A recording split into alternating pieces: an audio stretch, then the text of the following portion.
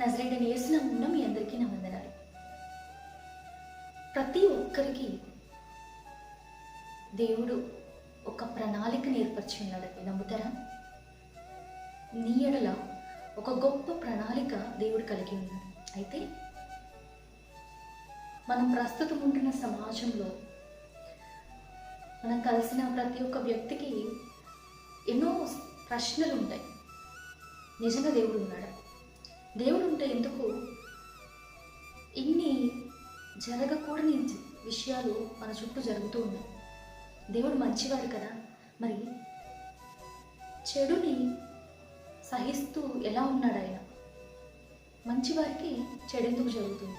ఇలా రకరకాల ప్రశ్నలు కలిగి ఉంటారు. నిజమే కదండి? దేవుని ఎరగక ముందు నాకు కూడా ఎన్నో ప్రశ్నలు ఉండేవి. అయితే ఎప్పుడైతే నిజముగా దేవుణ్ణి మనము ఆ ఎన్కౌంటర్ అనేది జరుగుతుందో, నిజముగా దేవుణ్ణి మనం ఎప్పుడైతే కలుసుకుంటామో ఈ ప్రశ్నలన్నీ కూడా కనిపించండి, కనుమరుగైపోతాయి. పాత ప్రశ్నలు ఉన్న చోట కొత్త ప్రశ్నలు వస్తాయి. అదేంటంటే అప్పుడు రియలైజ్ అవుతాం, దేవుని గురించి నాకు చాలా తక్కువ తెలుసు, ఇంకా దేవుని గురించి చాలా తెలుసుకోవాలి. దేవా నేనేం చేయాలి అని ఈ అనుభవం మీకుందా? దేవుణ్ణి మీరు ఆ ఎన్కౌంటర్ అయిన ఆ యొక్క సమయం మీకు జ్ఞాపకం ఉందా? చూడండి, అపోస్తల కార్యములు 9వ అధ్యాయం 5 నుంచి 6వ వచనంలో చూసినట్లయితే, సౌలు గారు క్రైస్తవుల్ని హింసించే వ్యక్తి. దమస్కుకి వెళ్తున్న మార్గంలో యేసుక్రీస్తుని ఆయన కలుసుకుంటాడు. ఒక్కసారిగా గొప్ప వెలుగు ఆయన చూసినప్పుడు ఆయన పడిపోతాడు, కన్నుకి ఏం కనిపించదు.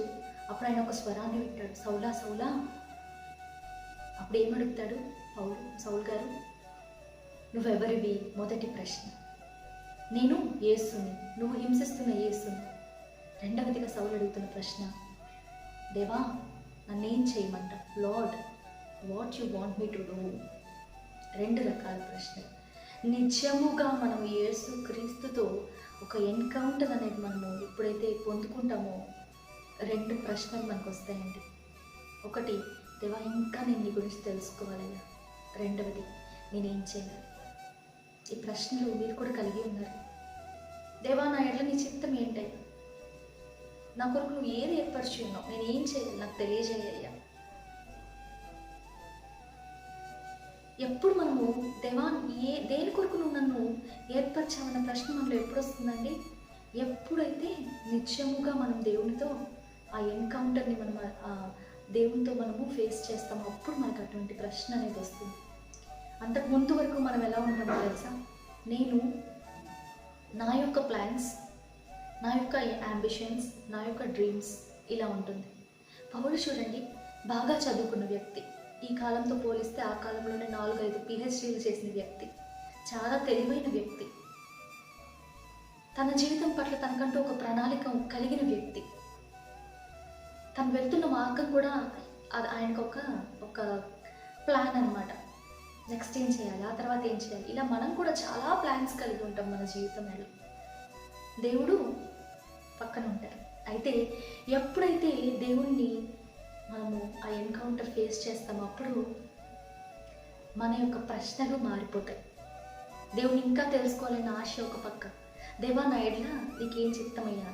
ఒకవేళ మీరు మీ ఎడ్ల దేవునికి ఉన్న ప్రణాళిక ఏంటో తెలుసుకోవాలి అనుకుంటున్నారా? చూడండి, ఎప్పుడైతే మీకు ఈ ఆశ వస్తుంది అంటే అప్పుడు మీరు దేవుని ద్వారా గైడ్ చేయబడతారు. చూడండి, ఏ విధంగా సౌలుకి దేవుడు చెప్పాడు, నువ్వు లేచి పట్టణంలోనికి వెళ్ళు, అక్కడ నిన్ను ఒక వ్యక్తి వచ్చి కలుస్తాడు, అప్పుడు నువ్వేం చేయాలో నీకు తెలియపరచబడుతుంది. First, God will lead you to right place. సరైన స్థలమునికి మీరు పంపించబడతారండి దేవుని ద్వారా. హల్లెలూయా. సరైన స్థలం, అది మీరు వెళ్ళే సంఘం కావచ్చు, లేదా అయితే ఆ సరైన స్థలమునికి వెళ్ళిన తర్వాత ఏం చేయాలి? చూడండి, అదే అపోస్తల కార్యములు 9వ అధ్యాయం 10, 11, 12 వచనాలు చూసినట్లయితే పౌలు గారు ఏం చేస్తూ ఉన్నారు? యూదా అనే ఒక వ్యక్తి, ఒక విశ్వాసి ఇంట ఆయన ఉన్నారంట. సరైన స్థలం అంటే ఒక యేసుక్రీస్తుని తన సొంత రక్షకునిగా అంగీకరించిన ఒక వ్యక్తి ఇంటిలోనికి ఈయన చేర్చబడ్డాడు. ఎవరినైతే ఆయన హింసించాలి, ఎవరినైతే ఇబ్బంది పెట్టాలి అని అనుకుని వెళ్ళాడో అటువంటి వారు ఉన్న ప్రదేశంలోనే అతను ఆశ్రయం తీసుకునే పరిస్థితికి తీసుకొచ్చారు దేవుడు. ఒక్కసారిగా ఎలా ఉంటారంటే, జనాలు నాకు ఎవరు అవసరం లేదు, నాకు దేవుడు ఉంటే చాలు, దేవుడు మాట్లాడితే చాలు, ఐ డోంట్ కేర్, నువ్వేంటి నాకు చెప్పే. సంఘం క్రీస్తు యొక్క శరీరం. ఒక అవయవమునకు నొప్పేస్తే మిగతా అన్ని అవయవాలు కూడా బాధపడతాయి కదా. ఆ క్రీస్తు ప్రేమ నీకు ఎప్పుడు తెలుస్తుంది అని అంటే, సహోదర ప్రేమ నీకు ఎప్పుడు తెలుస్తుంది అంటే సహోదరుల మధ్య ఉన్నప్పుడు. అక్కడ ఏం చేయాలి చూడండి. పౌలు గారు ఉపవాసం ఉన్నాడు. ఉపవాసం మాత్రమే ఉన్నాడా? ప్రార్థిస్తూ ఉన్నాడు. ఉపవాసంతో ప్రార్థిస్తూ ఉన్నాడు. అతని కన్నులు ఇంకా తెరవబడలేదు. అప్పుడు ఆయన ఏం పొందుకున్నాడుగా? దర్శనాన్ని పొందుకున్నాడు. మీరు నా ఏళ్ళ దేవునికి ఉన్న ప్రణాళిక ఏంటి అని ఆలోచిస్తూ ఉన్నారా? ఎప్పుడైతే దేవుడు మిమ్మల్ని ఒక సరైన స్థలంలోనికి నడిపిస్తాడో అక్కడ మీరు చేయాల్సిన పని ఏంటి అని అంటే, ఉపవాసంతో ప్రార్థిస్తూ ఉండండి, వేచి చూస్తూ ఉండండి దేవుని సన్నిధిలో. మిమ్మల్ని మీరు తగ్గించుకుంటూ. ఉపవాసం ఏంటంటే నీ శరీరాన్ని నల్లగొట్టుకోవడం. ఎవరి కోసం? దేవుని కోసం. మన శరీరాన్ని మనం ఎంతో ప్రేమిస్తాం కదా. అయితే ఈ శరీరాన్ని మనం నలగొట్టుకోవాలి అని అంటే మనం క్రీస్తుని అంతగా ప్రేమించాలి. అంతగా ప్రేమిస్తే మాత్రమే మన శరీరాన్ని మనం నలగొట్టుకోగలం. సో ఇదొక బలి లెక్క, ఇదొక లివింగ్ సాక్రిఫైస్. దేవా నాతో మాట్లాడేలా. ఉపవాసం, ప్రార్థన, ఆ సమయంలో దర్శనాన్ని పొందుకుంటారు.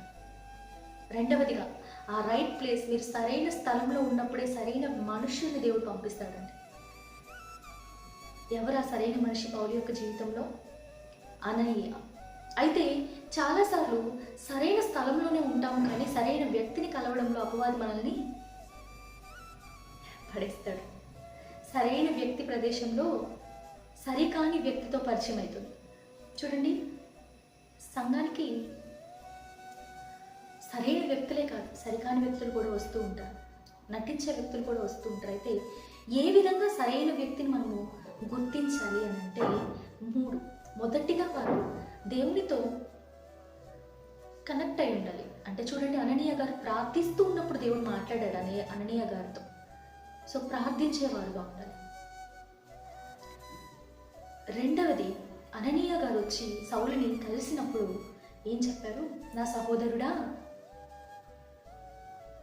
నువ్వు పరిశుద్ధాత్మతో నింపబడినట్లు, నీ కన్నులు తెరవబడినట్లు దేవుడు నన్ను ఎద్దకు పంపించాడు.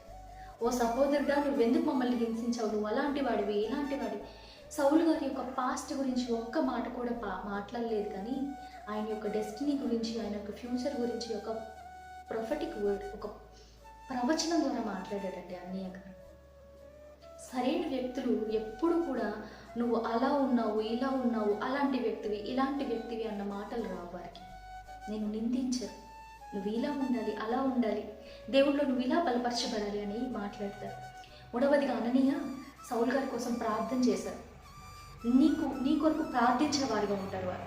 నాలుగవదిగా ఎలా తెలుసుకోవాలి అని అంటే, ఒక వ్యక్తితో నువ్వు మాట్లాడుతూ ఉన్నప్పుడు దేవుని గురించి నీకు ఆకలేస్తూ ఉందా? ఆ వ్యక్తితో నువ్వు మాట్లాడుతూ ఉన్నప్పుడు, ఓహో నేను కూడా దేవుని కోసం ఇలా ఉండాలి, దేవుని గురించి ఆకలి మీకు కలుగుతూ ఉందా? మీ హృదయంలో ఆ మంట అనేది మండుతూ ఉందండి. అయితే అతనే సరైన వ్యక్తి, ఆమె సరైన వ్యక్తి. సరైన స్థలంకు వెళ్ళాలి. ఆ సరైన స్థలంలో మీరు సరైన వ్యక్తిని వ్యక్తి మీ జీవితంలోనికి వస్తారు. ఆ సరైన వ్యక్తి ద్వారా దేవుని కొరకు మీ యొక్క ఆకలి రగల్చబడుతుంది, దేవుని కొరకు మీ యొక్క ఆశ పెరుగుతుంది. అప్పుడు రైట్ ప్లాన్ అనేది, దేవుడికి మీ ఎడల ఏ యొక్క గొప్ప ప్రణాళిక ఉందో ఆ ప్రణాళిక అనేది మీకు ఆత్మలో తెలియపరచబడుతుంది.